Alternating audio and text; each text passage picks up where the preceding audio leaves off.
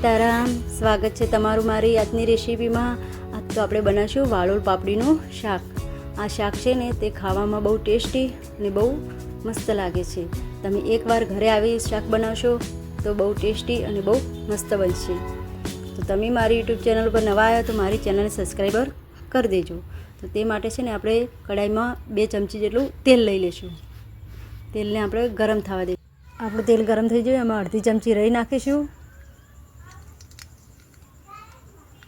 અડધી ચમચી જીરું,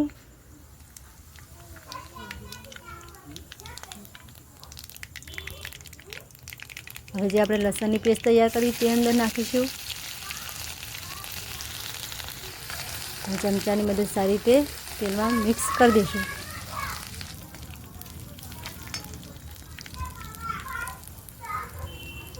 હવે આપણે જે પાપડી ધોઈને સમારીને તૈયાર કરી લીધી હતી તે બધી અંદર એડ કરી દઈશું।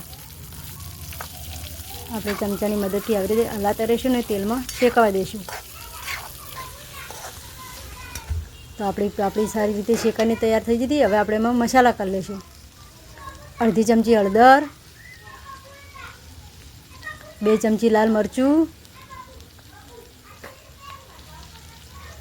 સ્વાદ પ્રમાણે મીઠું, અડધી ચમચી ધાણા જીરું, થોડો ગરમ મસાલો।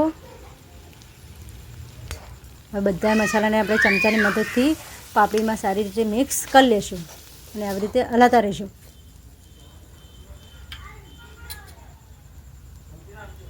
હવે આપણે જે ગોટા દળીને તૈયાર કર્યા હતા પાવડર તે અંદર એડ કરીશું।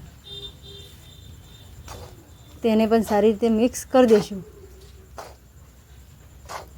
ને આવી રીતે આપણે હલાતા રહીશું એટલે કે આપણો જે ગોટાનો પાવડર કર્યો તે બધો સારી રીતે મિક્સ થઈ જાય।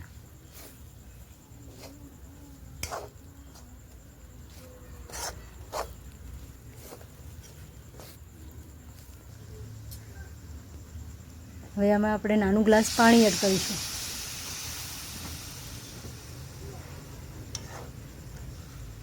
તેને પણ સારી રીતે આવી રીતે મિક્સ કરી દઈશું, હલાવી દઈશું।